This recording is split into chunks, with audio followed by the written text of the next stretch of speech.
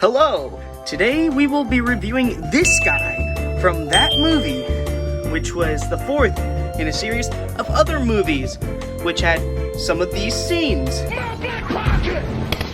Back pocket! Left cheek!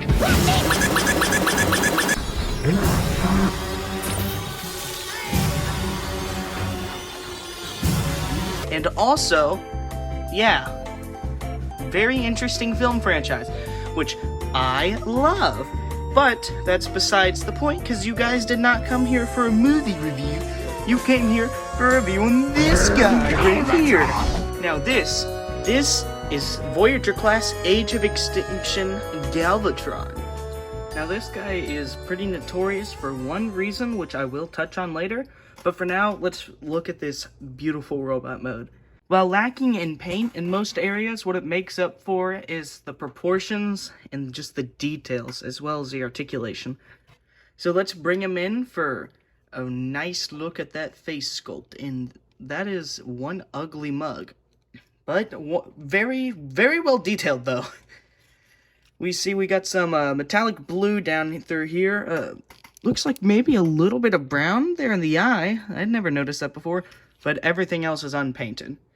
Then we go down here to the torso. We got his iconic hole in the chest, along with the blue, as well as that same brown returning. But this time, you can tell it's a bit more metallic, at least more so than these shoulder joints.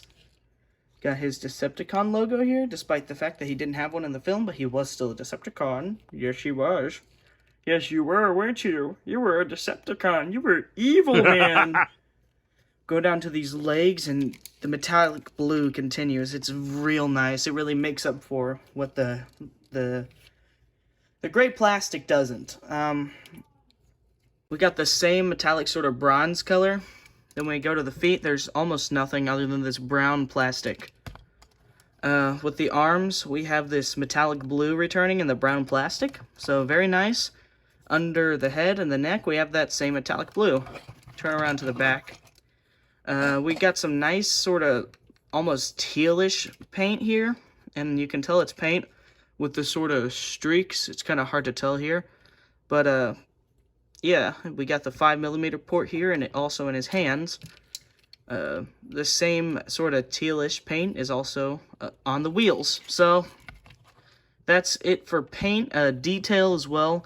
He has all this beautiful mechanical detail. That's something I love so much about these Bay figures. They have just so much detail, and the designers really put a lot of love into these designs, even when they're bad. At least when most people think they're bad. I quite like most of the Bay designs, so this is definitely a real treat. So let's move on to articulation for this guy. So we got a ball joint at the head, as per usual. He can look up that far and down that far, not very far. He can't really do a full 360 because of how these shoulders are sort of designed. But, you know, he looks about as far as a human head would, so it's not really that big of a deal. We have these, oh, my bad for hitting the camera. Don't got the best tripod. I don't know if you could really consider this articulation. It kind of is, because it doesn't really even play a role in the transformation. It just sort of allows for clearance for this arm. So, I guess it is articulation, technically. Arm can move out. It is on a hinge right here. Never mind. Alright, so arm hinges out. It's on a swivel, ratcheted swivel, very nice. This is also a swivel and a double hinge right here. That's very nice, and that came untapped. Same can be said about this arm. Leg moves out that far on a ratchet, swivels, not too much though. And then a really bad design choice though. They have the knee really high up. Basically everything on here is ratcheted. Is that ratcheted? Yeah, it's a soft ratchet. Either that or it's just wore down. This back heel, I don't know why it keeps going back in. It's on a hinge as well. This is on a hinge again. And yeah, that's about it. So he's pretty well articulated for what he is. Definitely the knee joints make it kind of hard to get him into dynamic poses, but you know, you can get him into some still. So, yeah, very nice robot mode. I love it a lot. If this thing would stop. Coming on tabs. Now time for some robot comparisons. Here we have Studio Series, Revenge of the Fallen, Voyager class, custom Megatron. See how that scales. I did not pose him well. Give me 1 second. That is ugly. There. Alright, I think, maybe. Is he not gonna stay? Okay, he'll stay. You know, that's good enough. I don't care. See how that pans out. Not quite sure if this is totally accurate, but he was a pretty big boy in that movie. So, yeah, maybe. Here he is next to knockoff core class Mixmaster in G2 colors. Yeah, I mean, no one asked for that comparison, but there it is. Oh, I just hit my camera. Here he is next to the famed Alteration Man Glance, not 2007 Legends Jazz. Never even heard of that figure. Possible future review. Here he is next to the War for Cybertron Netflix Optimus Prime. Very nice scale. Here he is next to RPM's Rampage / Skipjack.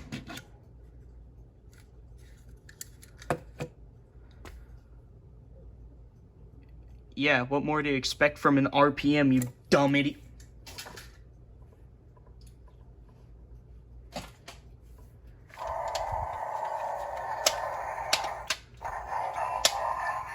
Here he is next to the head of Devastator, the Supreme Class, aka Supreme Class Mixmaster. Who are you again?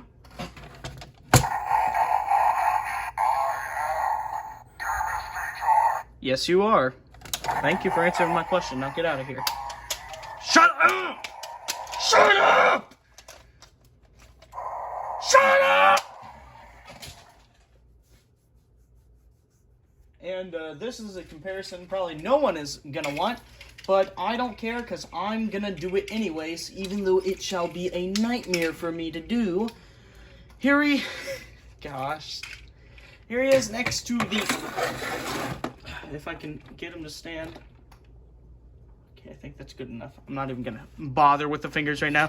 Here he is next to the NBK knockoff Gravity Builder Devastator, for anybody who wants that. Yeah, he's a big boy. Get off of my screen! Get off of my screen!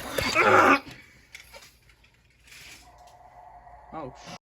Okay, I didn't mean to do that, but I actually just broke him. Again. I'm so dumb, man. Like, it can peg back in, but you can see where the stress mark is. It's off center now. I don't know if I can fix him. Oh no, man, I did not mean to do that. Okay, it goes back on, but very loosely. Oh, come on, man. Well, I already need a long haul replacement anyways. Gosh darn it. It's such a cool figure, but he is not high quality plastic whatsoever. I would recommend it, but at the same time, don't get him. Please just save up your money for the Jim Bao version. It's double the price, but I'm sure it's so much better and worth it. I like the colors on the MBK version. I like the orange, but it breaks. It just breaks. This is like my 4th breakage in this single figure, and I just got him a few weeks ago. It's not even like he's a few years old. I think it's basically perfect in robot mode, other than this backpack, but I know that's necessary for the transformation, and that is the main thing that everyone complains about. This dude is a shell former. This is basically the entire truck on his back. So, I'll show you what that means here in a second. So, when we transform him. So, let's go ahead and get started. So we're going to flip these little heels in back here. Flip the feet up. Turn these inward. Going to sort of tab them in. Alright, so now we're just going to go onto the back.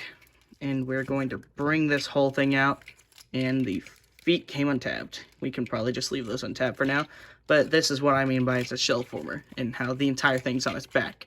This whole thing, it's a neat piece of engineering. I'll give it that. And it doesn't bother me as much as other people. But, it's still a little lazy. But it does allow for a really good vehicle in robot mode, so I'm not going to complain too much about it. So now you're just going to want to hinge this down to provide some clearance for the rest of the transformation. You're going to bring the arms up like this. Just sort of bring this in. You can sort of rest this down like this. Have it in any way, really, just to make it fit in. Do the same here. It's a little tricky sometimes, especially on a camera. There we go. Now what you're going to want to do, just going to... Oh, I forgot about the head. My bad. First transformation on camera. So yeah, just get some clearance there, and you're just going to want to push the head in like that, and then put these back how they were. And just sort of, if you did it all right, it should collapse in with little to no issue. And now you're just going to want to bring these sort of down a little bit, but before you fully do, you're going to want to just, there we go. Alright, hold on. Alright, now you can do that. Make sure this is tabbed in and bring these out like this. Maybe, okay. So yeah, you're just going to have to leave it untabbed maybe for a moment just to provide some clearance. Tab it in. There we go. Maybe it doesn't want to. There we go. Now we can tab this in. And here we have Galvatron in his truck mode. Yeah. So, it's real nice. It's a real treat. I love it a lot, honestly. Other than this sort of back area right here. It's practically perfect. Other than this hole, but, you know, that who cares about that? Of course, you can see basically the whole body under here, but you're not going to be looking at a truck from the bottom, at least not a toy one, so why does that even matter, honestly? So, very nice. It's got this sort of tealish paint all over the front of it.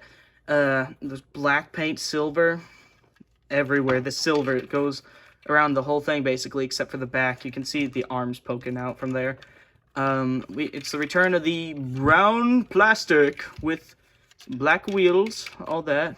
These wheels can unpeg, but so if you need, like, replacements, you can do that. Not really a reason to do it if you have all of them, though. So peg that back in. Make sure this stays tabbed, and it likes to untab. This looks like it would be a 5mm port for, like, a trailer to hook onto, but it isn't, and I don't have his gun. When I bought the figure, I didn't have it, and I still haven't gotten it yet. But, I do have... Oh, there goes the camera. I do have something that I feel like works, and, here's a gun from my NBK Devastator, and it's 5mm, and as you can see, it doesn't stay, so you're not going to be getting any trailer on there. But there is a 5mm port on the top of the truck for you to plug his weapon in if he came with it, which I'll put a photo of the weapon up on screen right now.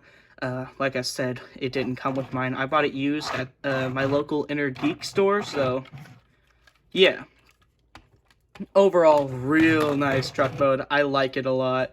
Oh, I forgot to mention this blue paint here too. And overall, oh yeah, it rolls. Of course, not very good on my shelf, but that's because it's my shelf. Now for some comparisons. Here he is next to Alternation Man Glance. Definitely not 2007 Legends Jazz. Totally not. Possible future review. So take him out of there. Here he is next to a knockoff Core Class Scale Mixmaster in G2 colors. See how that fares out. Here he is next to RPM's Rampage / Skipjack.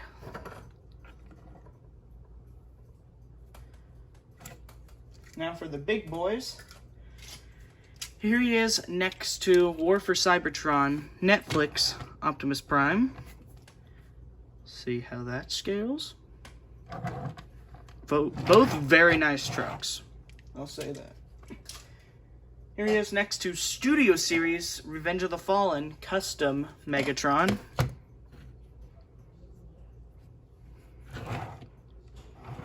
Very nice scale. And finally, here he is next to Revenge of the Fallen Supreme Class Mixmaster.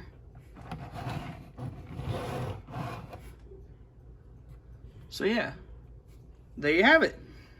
So anyways, there you have Age of Extinction Galvatron. Yeah, very nice figure, definitely underrated. I love him a lot.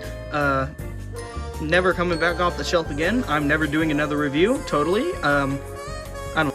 Let me know if you guys want to see something else like this again. This is definitely something I'd like to try for a long time, but I just haven't had the ability to do so. So yeah, I definitely want to do more things like this in the future. So bye.